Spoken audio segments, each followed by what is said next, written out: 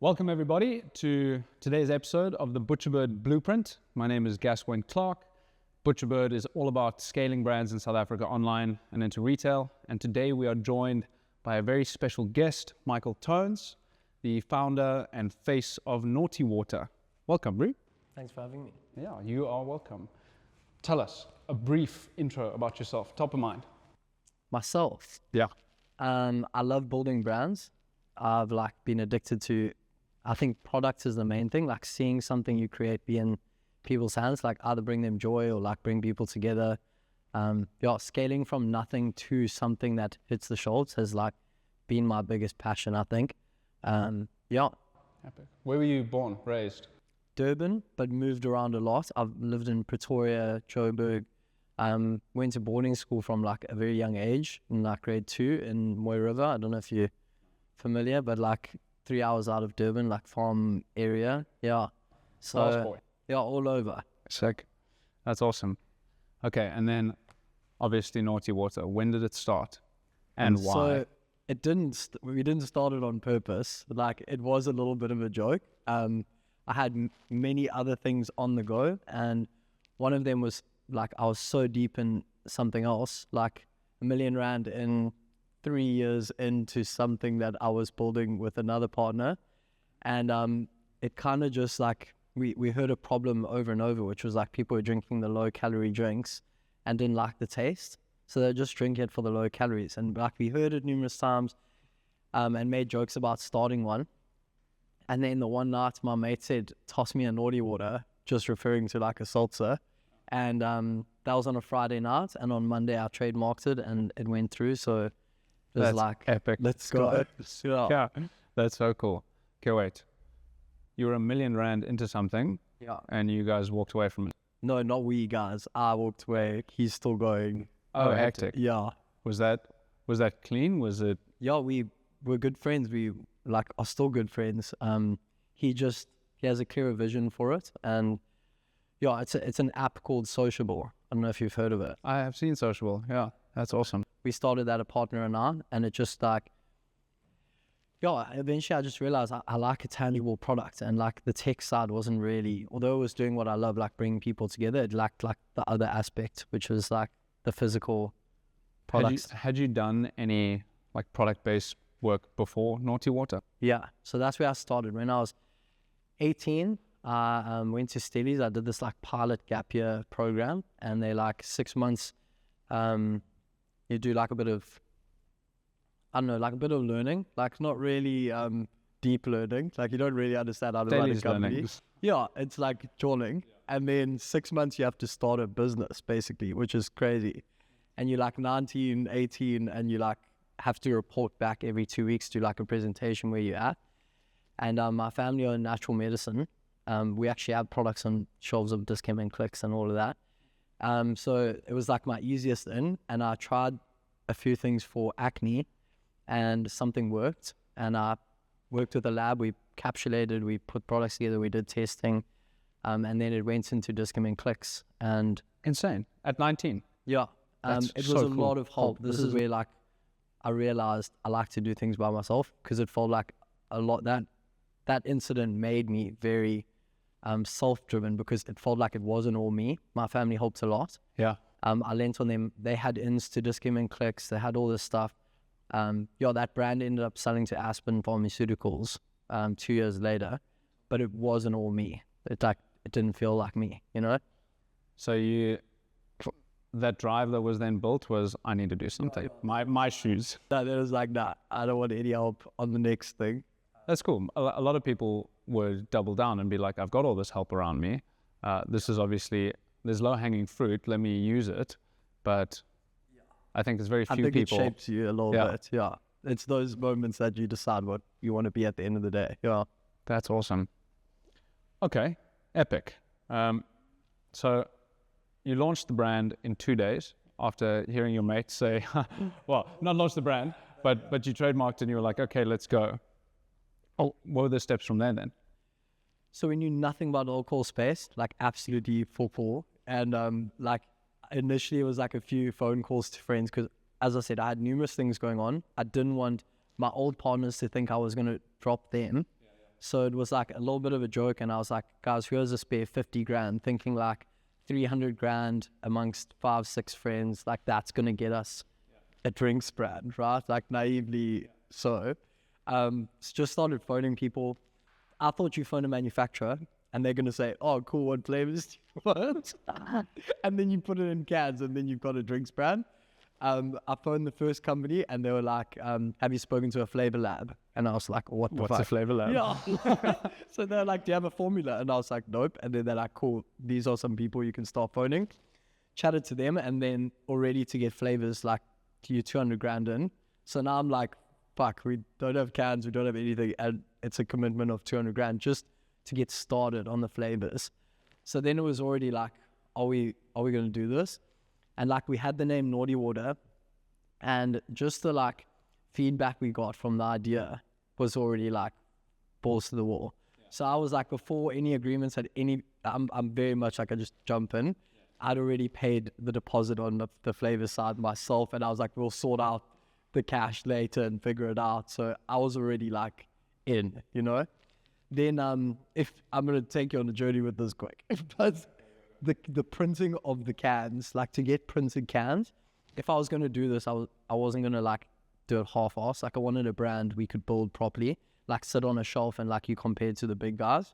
So the printing of the cans was the next like huge hurdle, and the MOQs for printed cans in South Africa at the time were 250,000 per flavor.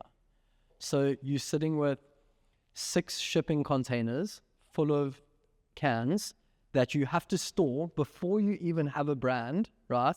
You've got to warehouse the stuff. It has a timeline before your cans are unusable as well. Even the empty printed ones, they have like 2 years. And like you're sitting there with like this idea of like, what the fuck? You don't have an alcohol license yet. You don't know when you could get one of those. So that was the first hurdle. And there's only 2 companies in South Africa that print cans. So now I'm like phoning German companies. I was just trying to like figure out how to do this at a lower MOQ.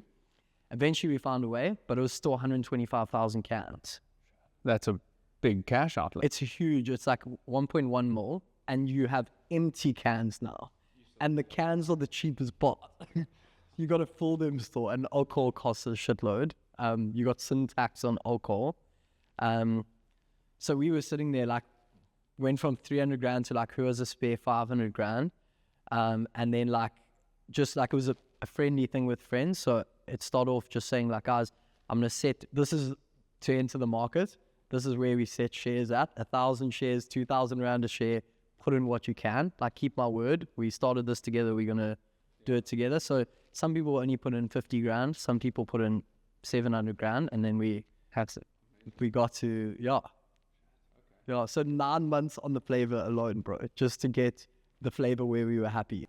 But that's so powerful. You had, like, you, off the back of the brand, just conceptually, you got all the guys to commit what is actually a ton of money. Yeah, it was. And That's we had amazing. nothing yet. Yeah. It was crazy. It's like, holy crap. Okay. And so MOQ was 125,000 units Per flavor. per flavor. And did you launch with all 3? Yeah. It was a shipping container each that rocks up. Yeah. Mental. It is crazy. Before I ask you about the flavors and the actual product, where are you at now off the back of the initial orders? Have you done additional runs? Because it's early days, right? So there was if there's a question in there about like our biggest issues we faced or something like that, I'm going to answer it now. But we entered the market trying to be different. We did a 355 ml sleek can, which is the American 12 ounce, right? We entered the market, we had 375,000 cans printed. So, and then 4 packs, boxes made to fit those cans. And then we enter the market, we get to about 12,000 cans a month. And it's like, it's working, it's scaling. And then we got a letter from like a government division that's like food and safety or health and something. And they were like, 0 days to comply, you have to destroy all your stock because 355 mils are not recognized. The volume is not recognized in South Africa. So now we've like, and dude, when I tell you like relationships with stores, they don't give a fuck about you. If you fuck with their, like, can I swear on this thing? Yeah. I'm so sorry. No, it's I use I use it. The guys can bleep it out. But You're just going to make Morgan's job very hard. I'll cool it a little bit. Sorry, I'm just passionate. We had to basically sit there. I was white, bro. I was sweating. And we had to decide. We had 300,000 cans left. We're just getting traction. We built up relationships. Stores have just said yes to listing us like the best stores. And then we have to go to them and say, sorry guys, yeah, for now. And like, please just be friends with us for 3 months while we wait on new cans to come. Yeah, and this is a fast moving space. There's a lot of like RTD brands blowing up. Also, they capsize overnight as well. Like, there are so many brands I've seen come up in the last year that don't exist anymore because cash flow of low margin product, you can't, like no one, I think everyone who enters the market thinks, well, they think what you thought, and then they're like, oh, I need 1.2 bar to launch this business. But also, if you think about scaling low margin products, right? You producing, let's say you produce 10,000 cans a week, which is like even small numbers, right? You're outlaying 100 grand in a week on these cans, and those cans have to go through manufacturing. You've already paid. They have to go to a warehouse that gets distributed. It goes into store where you're sitting with 30 to 60 day accounts, right? So that 100 grand, and the next week you got to produce 12,000. So now you're 140 grand in the next week, 180 in the next week. As you're scaling, that cash flow is 60, sometimes 90 days later. You see it. And I think some people think they're going to be making profit in a year or 2 years or whatever. You have to roll that over. If you want to get to 500,000 cans a month, you've got to literally be rolling. Yeah, you're not seeing any profit and you're not funding yourself for sure. There's got to be some endless bank account that allows you to scale because the margins are so, your profit margins at the end of it, after marketing and everything, you look at like 5 to 8 rand a can. Yeah, which doesn't even, like you're selling 10,000 cans a month, you got 50 grand, like that's not even salaries. You know what I mean? Yeah, that's really tough. So you have to like see an end goal of like dominating an industry or you're not going to make it, basically. And that's why the big guys are big and they maintain, right? Made this barrier to entry like massive. Do you think that's by design? Yeah, they govern it. And anyone who starts taking ours, they just buy out. Like anyone who takes a little bit of like the visual away from their brand, yeah, they didn't spend 30 years building it for nothing, you know? Oh, that is pretty terrifying. Yeah. But you guys are still here after how long? Yeah, we entered probably end of last year. So it's like a year and a bit, yeah. And you still going? We're going, yeah. I don't think we're not going to stop. Yeah, that's for sure. Well, you've got the passion, obviously. There's magic there. I like to say that like there's always someone who holds the magic with any new thing. And you look at a lot of brands and they don't have that magic. It's usually a missing component, the person who's driving it, who's like against all odds, against the can problem, against the cash flow up front, having to now bankroll stuff. You guys are probably drowning, but just keep going. Find a way. No, you say right. So, okay, so tell me about now the 3 flavors that you've launched with, and tell me about the drink, why it's fantastic and better than every other RTD. So we actually started with flavors. Like I had totally different ideas in my mind of what I wanted to do, as you do. Like you're like, I want this flavor, I want this flavor, I want this flavor. Like it's all you. Yeah. But you eventually just like, it's not for me, you know, it's for like everyone around me to have fun. So we actually started with like 53 flavors that were brought in from all over the world. And we like, it was very, very number driven. The stats, we had like 20 different people from all different backgrounds, like friend groups that were just like in different tasting rooms. And we just had to rank every taste out of 10. And you start with the base flavor with no sugar, no citric acid. So it's not sour, it's not sweet, it's just the flavor. Started with that, we got to like our top 10 and then left it a few days, came back in with the top 10, did it again, stats go back, top 5, and then it was like, fuck, what 3 do we start with? Then you start looking at like what's worked in South Africa. Now it's not just us, it's like the lychee, you got Brutal Fruit who went double down on like their lychee Brutal Fruit. You know, they did like a whole campaign around it. So I was like, cool, that's kind of familiar to South Africans. I'll just taste juice here. You know, like it's not a cider, so yeah, we went, this was like the wild card a little bit because there's no strawberry drinks on the market. Yeah. And this is like your passion fruit and and water. So like the familiarity is there, you know? Yeah, when I saw the strawberry, it gave the whole range this uniqueness, which I thought was really cool. It's like obvious winner, something special, pop. Yeah, unique. Yeah. So it was a long process to get there. And then there was also the decision of sugar or synthetic sweetener. And we worked with a really good lab. And the guy there was like, guys, you're going for low calorie, but your sugar is going to add like 5 grams of sugar, let's say, is 20 calories. It's not the end of the world. The other ones are going on, like, I think the closest competitor for a 300 ml is 94 calories. Ours per can is 117, right? So you're going off 20 calories that someone has to decide off, but like we went with taste, you know? Yeah. And the lab explained the synthetic sweeteners. And if you drink like a low calorie drink, not cocoa, because obviously you got labs out like the best of the world, like that's good. But if you go with like the old seltzers that were on the market that all use like synthetic sweeteners, it like leaves you feeling empty, like you want more. Like it's like you're not feeling satisfied after a sip. It's like leaves you like you're just like, yeah. So we were like, we didn't want that at all. We wanted people to be satisfied. So that was the decision we made, was like, let's go real sugar and leave the calories low. That makes a lot of sense though. I think especially now there's not even just drinks, but drinks, snacks, all over the place with consumables. Everyone is trying to be the 0 sugar, 0 calorie. Like how close can we get to the absolute bottom for the sake of this ideal diet that everyone wants to be on? But drink that. I just want it to taste nice. Yeah, you're already having alcohol, which is bad. Yeah, that's bad. And it has calories in itself. So like it might as well taste good. Yeah. And I can have a good time while doing it. Yeah. Which like weirdly feels a bit rebellious in this day and age now, to be like, yeah, no, we're actually good with this tasting right, and you can have a good time. We're not trying to, I don't think I'm trying to be the lowest, healthiest, this and that. It's like, it's just for people like we live with the brand. So we kind of like, everyone who's involved in it kind of lives the brand, which is like, we all work really hard.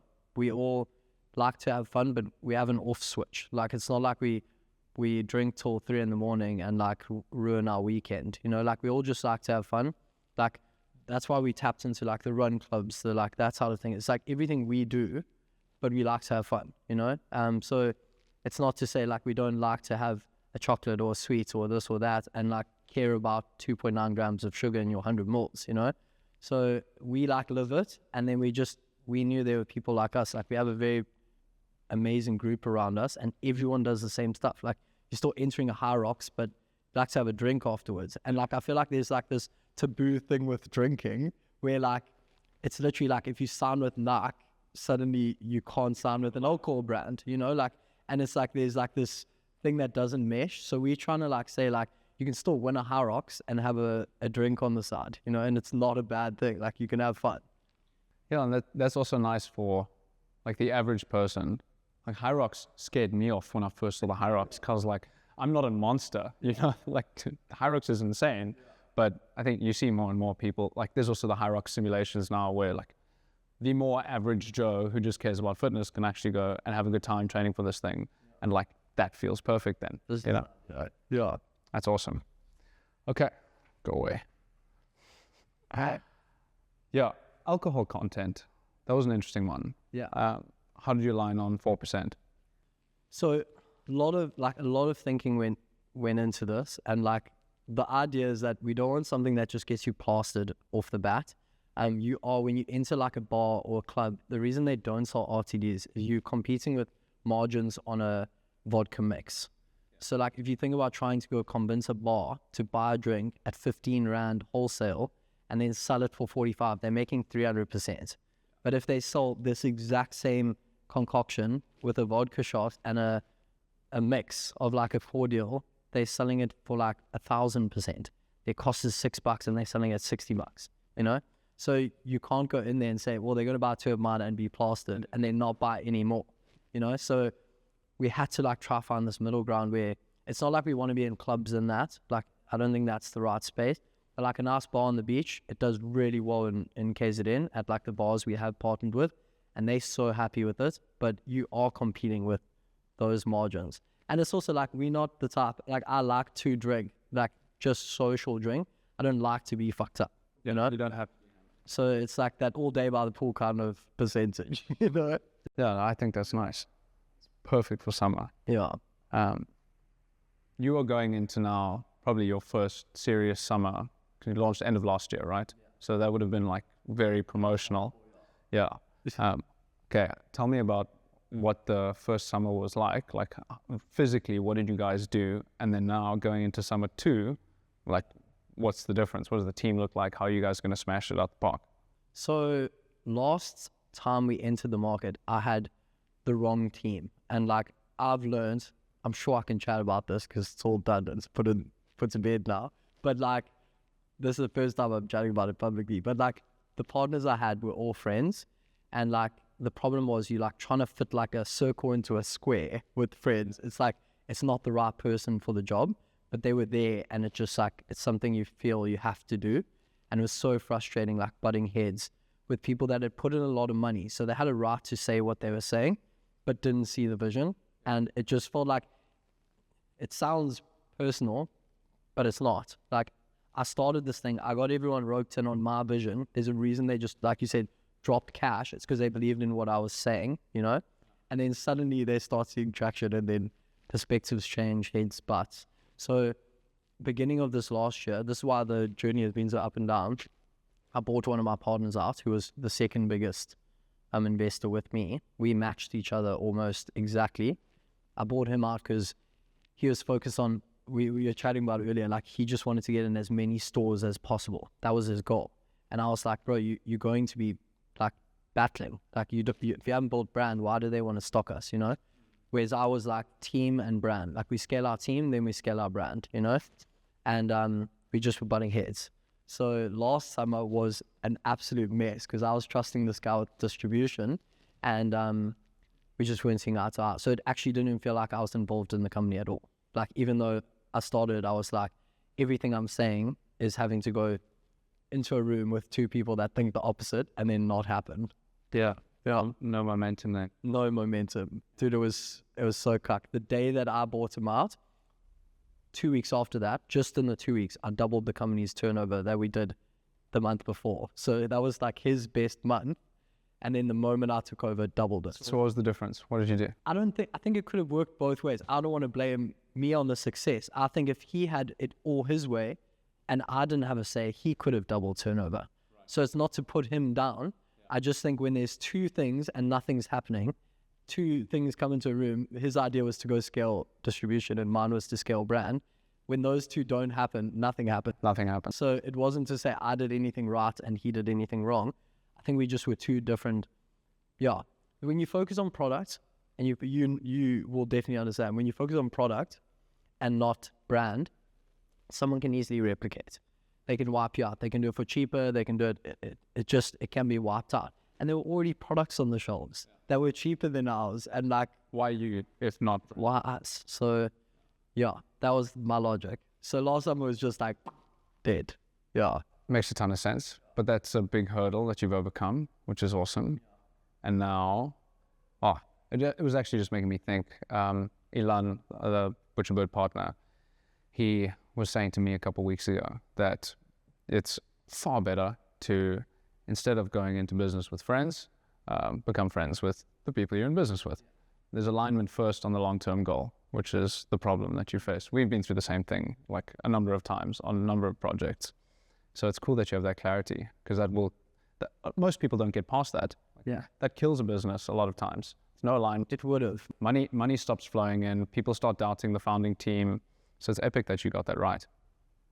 So now, summer 2, what does it look like? Yeah, it's been like the funnest thing ever. I've got so lucky with the team. Not lucky, lucky. Like just like found the right people. Like our community and events manager, it shows where priorities are in the business, but my first hire was community and events manager. Her name's Christy. Absolute, like, unstoppable. She's like systems, like she'll be COO one day. Like shout out Christy. Yeah, she's insane. But just our goal is to be at every activation, every community event, and the goal is always to leave it like better than we found it. So like not to be like the brand there, but to make their brand stand out more, you know, like give more than we take kind of thing. And it's just like, it's paid back tenfold. It's so much fun. And like the people we get to meet, but like, yeah, summer's just at not festivals.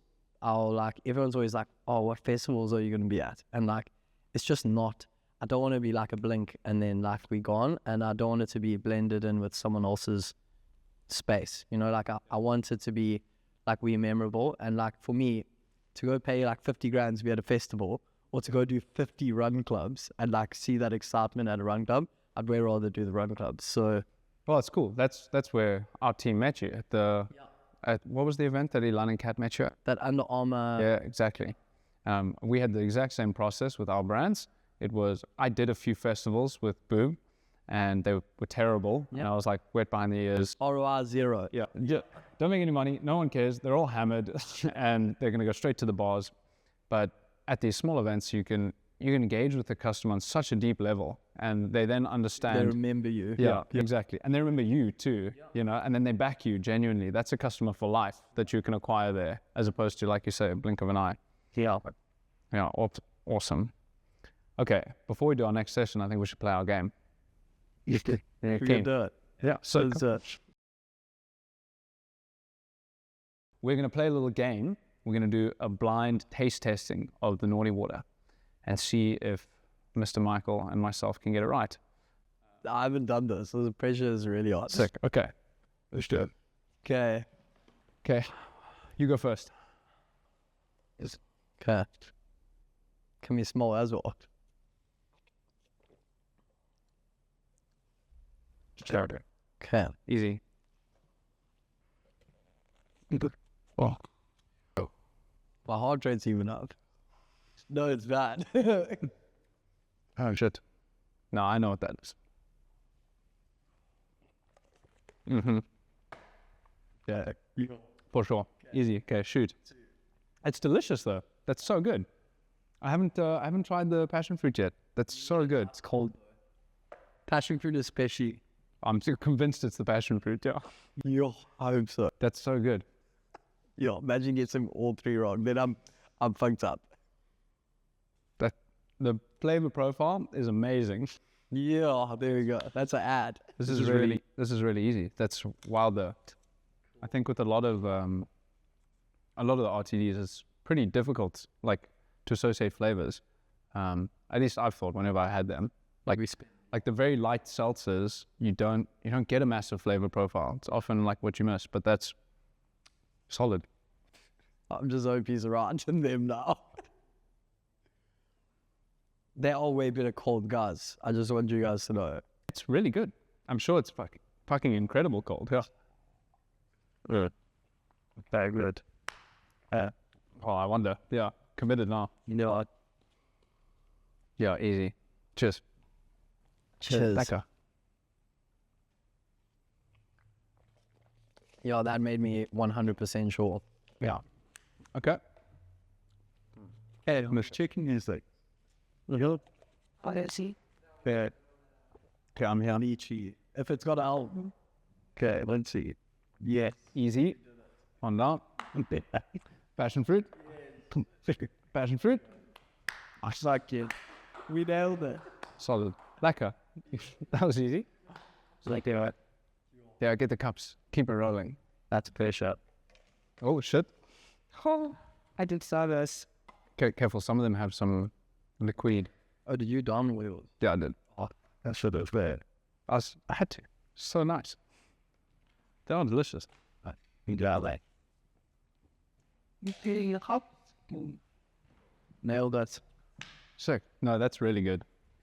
That's really, really good. We should have played every time I say fuck, you have to have a shot. When we wouldn't leave you. Fucking yeah, all day. Yeah. Yeah, the standards. That would be quite funny though. It'd be cool to do more games like this. Yeah. Be sick. Like, everybody talks about your target market. Who are you targeting specifically? You've spoken about it a bit, but obviously you're in this space where you are fun, somewhat rebellious, it tastes fantastic, but it's it's about balance in a lot of ways. It's people who, you're going to work hard, you're happy to be fit, run a high rocks, but then also have a drink and not worry about the flippin' sugar content. Sales-wise, though, I'm interested to know if you're starting to see trends in who your buyers actually are, if you can. Yeah. Dude, it is like everyone. We thought we had a target audience, but like the moms are loving it. We have a store in Hilton in KZN where like the store owner says that like just bullies are coming in and buying it. Like a grown man is coming in and buying like strawberry. So like, I think like once people try it, they just like, yeah, they can get swayed. We were at the Springbok game at the stadium in Durban the last time they were there, and there were like grown men with buckets of Nawty water, like a group of grown men, like 5 men sitting at a table, and they had a bucket of Nawty water. Yeah, so I don't actually know. We've got our target for our marketing, but I think it's overflowing in exactly the right way. Yeah. Oh, that's cool. Like on Boo, we've got a very specific target. It's like we go after the wellness and the surf space, but you talk to everyone, and so it bleeds out. But you have to then, is it a constant effort to keep brand aligned? Like, or is it easy now because you've set it up so well? Very clear, like positioning and marketing, it's so clear. It's become easy, yeah. Ah, epic. Okay. Have you had any interesting experiences or surprises when people try it, drink it? Any funny stories from events? I mean, people, like there's some people who make me think I need a change of flavor when they like speak so low of something. Like you're so hypercritical and someone's like, I don't like this. And like, why would someone drink this? And then you get someone who drinks the exact same one and they're like in love with it. So like those things happen all the time. And like, because I've worked all the tastings, like it hurts you, it hits you in the heart, you know? And then, yeah, someone comes past and they're like, this is the best flavor ever. Got to drown out the noise, right? It's just a flavor. Like if someone likes it, someone likes it, you know? Yeah, 100%. We get comments all day, every day with problems about the products, but you have to drown it out against everyone who likes it. Yeah, 100%. But when you put your heart and soul, it's like cuts you. Now I'm just learned like, smart, like there's enough that like it, you know? Yeah, the team was laughing at me the other day because it was at this event 2 days ago, and we were busy selling the product, and there was a customer at the front of the table who like said something about the smell of the product, and like my brain got so triggered. Like I got up and I was like over there because I know I've been fighting people online. Like there's nothing wrong with the smell. It's actually an organic smell. We don't use these things. Yeah, it gets you. It gets you. Okay. Yeah, young and old, everybody's using it. What do you think in the drink space? Do you think RTDs are the trending direction for alcohol consumption generally? Do you think there's room for like your product and products in the similar category to start replacing people who want shots, shooters, cocktails? What do you think about the alcohol space? The branding of these RTDs is like what is trending right now. People hopping on like, it's like the consumable industry right now. I think everyone is seeing that that's the place to be in. And I think these are the most visually appealing and easy to access, you know? Like you can sell it at bars, you can sell it in a store, and like people are taking these home. It's less effort. Yeah. So beyond that then, like there is a lot of trend brand-wise. And like you've said before now, lots of these brands have shown up the last few years. Lots of them die out. That can be cash problems. But I think a lot of brands trend super fast and then the trend fades and somebody else steps in. There's another brand that's trending. They do something unique and special. Do you think as far as how do we maintain ourselves long-term, and what's your thinking? Yeah. So I think we watched what they were trying to do, and like that is where the biggest gap for us was no one was creating something that people felt attached to, you know? And I feel like when you create that attachment and not just it looks cool, it feels cool, we do cool ads, we do this, and you actually make people attached, it's like that is what keeps it going, you know? If you just had 1,000 devoted people to your brand, like your company is making money, you know? So it's just about like not focusing on like product and focusing on people. And I think that keeps it going. And like everyone I saw that came in and left was just seeing like how cool ads they could run. Like that's not how you build a brand. Like it's not how you build connection, you know? Stop focusing on product, focus on people. That's quite nice. Yeah. Obviously you have a great product, but like Yeah. assume you've got that right. Yeah. Then focus. You can't tell people you got the best product. Like that's not how you win, you know? No one cares. There's a lot of good products. You might have the best product, but if there's a subpar product that happens to focus on people intensely, they'll probably win. You're gonna win. That's cool. Sure. Okay. It wasn't a question on the cards, but you are very good at your content. I've watched your stuff. You had your series where you were posting every day for 90 days. Tell us a little bit about how your personal brand and you posting has influenced the media for the business. Yeah. Dude, I've never ever had an ROI as high as just posting videos. And like I think the thing that hits people is like when something doesn't go viral or something doesn't work, they like take it as like, I need to readjust, or I need to do this. I'm doing something wrong. But I promise you, like all of those like mediocre videos are even the videos that like got me the best connection. Yeah. Like I got the day that I had like this like sure sense of like I'm doing something right, I answered a meeting to this like 60-year-old bully, and he said, I saw your TikTok. That's what he said to me. He owns like distribution in like 4 different provinces. He's got warehouses and reps, and he was like, we want your product now. And I was like, this is crazy, like TikTok, you know? And it was a video that got like 1,200 views. And he saw that and then contacted me. So then I was like, I need to just completely flip my mindset of like, if one's getting 1,000 views and one's getting 5,000, the one was just trending to like youngsters, or like maybe it was more captivating, or maybe, but like it didn't mean it had a good ROI. It's got a little bit of brand awareness, but now it's like the ROI is just being public. Like that's it.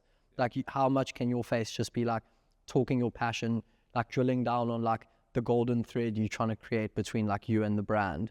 Like that's the ROI is that these people like, it's just those little messages, and that's like it. Yeah, and the so-called crap video that only gets 1.2k views actually leads to something awesome. Yeah. It's over 1,000 people who are looking at your thing. Yeah, but I think people get like excited when one does like 100,000 views, one does 200,000, and then everything's compared to that. Now it's like, what am I doing wrong? What am I doing wrong? Because these aren't doing that. And that's not like, those just trended to people that like TikTok. Like that just made sense to them. But it doesn't mean like your other one that started off by saying like, yeah, we just got into this store, we're doing this, we're doing that. It might not be captivating, it might not, but the guy who owns the store is looking at it going like, oh, they're like, yeah, I need to reach out to these guys. So like, stop putting yourself against that. And that was my biggest barrier to entry, and it kept on making me not record. Was like, I saw videos of mine do well, and then you constantly just comparing, and then you get disheartened for like 5 days in a row, and then you're like, I don't want to film today. Did your videos get traction quite quickly? Like, no, 30 days. So on my 30 days of posting, and then on my 30th video, it got 200,000 views. That 30th video, it was literally like what people say, like 30th video, that one got 200,000 views, and it got like 800 comments and like 6,000 likes, and it was literally just me talking about like filming the journey of building Nawty Water. So it was exactly what I wanted people to hear and see, and that one went viral. And then it started happening every 5 videos after then. So the 5th one like did 100 and something thousand, and then like 5 after that also blew up, and it was all so spot on what I wanted to get the message across. So it was not quick, and it was brutal. Like some of those videos would get like 600 views, then 400 views, and then we know how it feels. Yeah, and then boom, like one's fun, and you're like, fuck, it was all worth it. Totally worth it. Yeah, consistency, man. Simple as that. You lose it though. Like I lost the consistency when you start. Like, I don't know, as the founder, I don't know if it's too easy to be this consistent when you have bigger problems to worry about. Like now my concerns are my employees as well. Well, that's what I struggle with. Same problem. It's like, okay, you have to devote, it's an immense amount of time and work to do this. And so, but there's a million other problems that you're going to deal with. There's this app that I follow in Australia that's just launching. It's called Kinzo. And what they did as the 2 founders, they obviously had mega capital, but they did this campaign where they we're looking for 3 founders, not just founders like mega founders, but like someone who started a business, they understand risk and like just along those lines, that had filmed content around their journey. So they were looking for founders that knew what skin in the game felt like, and they're looking for people that had built content around a journey, right? So they found these 3 people, and now they were competing to be a part of this company, basically. Obviously getting paid decent money. Competing for like equity in the business. Yeah, at the end of it, they got equity in this app. And they did this whole thing about like, my bosses offered me $100,000 or equity, and I chose the equity. But basically now they've got these people under them that are filming from their perspective, both content of the founders and their perspective within the company, which is like Massively valuable. what you need as a founder to like relinquish that side of it and let someone who's good and young and good at it do it. Yeah. So yeah, we were like, I think that is going to probably be our next campaign, is to find people like that. That's very cool. And clever. Yeah. Relinquish some time. They did it really well. You must go check them out. Oh, well, that's awesome. You've got such a big focus on people and community. Before I ask the second part of the question, that looks like what? You've said the running clubs and whatever, but practically for the business, you've got teams. I know now that you said you're in 3 different provinces. I've been watching the content. So it's like, physically, what does the business look like from an events perspective? So yeah, it's been hard positioning what we are, because we were very clear on what we weren't, and like it's kind of like changed a little bit because of the whole being in places all the time, like physically. But like we didn't want to be a manufacturer. We knew from the start, like you don't want to, everyone's always like, when are you going to have your own plant? And like, I don't want to be in manufacturing. I don't want to be in distribution. I also don't want to be an events company, because technically that's what we are right now, is like we are running bars and events, and we're not that. We're like staffing these things with tasting staff and a crew and a this and that. So right now it looks like that. Like, yeah, that's physically how we are running this. Is we have our core team, and then we have like WhatsApp groups of like people that have reached out to work with us. We usually like, I don't want to put an ad out and get randoms. Like I want people to be passionate and have asked. So we have like these WhatsApp groups of like very devoted like crews that will be like, we got an adventure, can you grab the bar and go do this and go do that? But yeah, at the end of it, I don't know, as close as I want to keep the brand to us, and this is the best way because those people are so passionate about the brand already, it's like I don't know if we want to be an events company, like a staffing company. Because like right now we could literally pivot right now and be a promotions company for like any brand. Because we've got all the staff and we've got which I don't know if that's what we are, but then maybe we just keep scaling the teams and we say like, this is how you build the brand. What does that then lead to? What's your end goal for Nawty Water? Yeah, I genuinely, I want it to be the biggest drinks brand in South Africa. Like that's the end goal. And I think the steps to get there is to connect with as many people as possible, like to make them feel what I feel.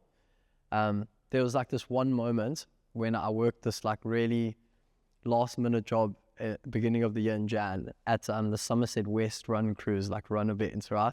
And we rocked up with like this unbranded, like how your grand would have at a house, like those fold out metal rusted tables and like plastic containers that are like bought at Spa and like put ice in it and put drinks. And then this other brand rocked up, and it wasn't an alcohol brand, but they rocked up with like this kitted branded this and that. And we're like, fuck, like this is like, we look really shit, right?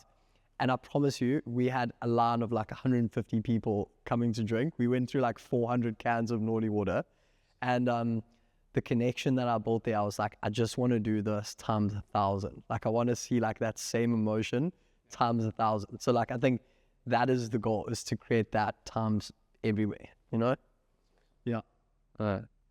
So you kind of do want to be an events company. Yeah, a little bit. Not run the events, but I want to be everywhere like that. Like show up as passionate as that, but with teams that are that passionate. That's so cool. Yeah. I dig that. It's really, really cool. And it's already happening. It's slowly happening. So what's next then? You got 3 provinces, right? New products, No new products yet. I said the day we release a new product is the day like every South African has tried it. Like like we've got it everywhere, and we can run like a campaign about a nuke. Because right now, whether we have 3 or 4, there's like 99% of South Africa hasn't tried it yet. So I want everyone to at least try it, and then we say, hey, we're launching a new flavor. Yeah. But I think next is just like, I chat to the team about it. It's just like doing what we're doing right now over and over. Like just scale brand. Bro, it's so weird when you go try approach stores, they don't want it. They don't want it. But give them like 2-3 weeks of being around in the area, and then they reach out to you. So the goal is just to keep doing exactly what we're doing in the provinces we're in. Maybe take on like Eastern Cape or like the next one, and then like keep doing this. Like 2-3 months of doing what we do in a new area, the pull like happens. Like Joburg, Matt, who runs like our activations up there and is growing the community up there, was there for like 3-4 weeks. He went and visited all the stores and no one was taking it. And he was like so disheartened. He felt like he was letting me down. And I had a call with him and I was like, Matt, we're focusing on brand. Like we're focusing on like community. Like that's the end of it. The rest comes. And like 2 days after I said it to him, he sends me a voice note of like a little chain group there that said no to him a week before. And they were like, we're so sorry. Like people are coming in and asking for it. Can we please sign the credit app? So it like literally was like straight up what he was worried about got proven wrong, you know? Yeah. So that's the goal, is to just keep doing what we're doing. Yeah. I think that's pretty good. Big takeaway for me from listening to you is, and I think a good takeaway for anybody who listens to this, is the ability to completely drop ego and then be willing to just fucking go for it consistently through all the shit. That's grit, right? I don't think there's no ego. I think I definitely have an ego, but it's something you learn to put aside over a You're lot of willing to periods go of up to the event without a branded setup and you show up. You know, you don't look as good as everybody else. You know, it's like there you can drop the shit. And so many people think they have to be perfect. Like, but you didn't start perfect. You started with a million problems. And so many people are scared to start anything or commit to what they're doing because they get turned away by the store. Yeah. It's like, no, your first reaction is to tell them, brew, double down. It's okay. We're doing this. It's going to work. And 2 days later, you see results. Like, it's an epic message. And you've obviously got that like internally, and it's made Nawty Water what it is. But it's a cool message for anyone to take home. Thank you. Anything else you want to say? Just try some Nawty Water. Yeah. Thank you, bro. If you're not buying Nawty Water, you're wasting your time, all right? Nawty Water is the best possible RTD in all of Cape Town. If you're a store who isn't stocking Nawty Water, you're missing out on massive profits. Buy now, go to nawtywater.co.za, get stocked, get rocked. All right, let's go. On the run, okay.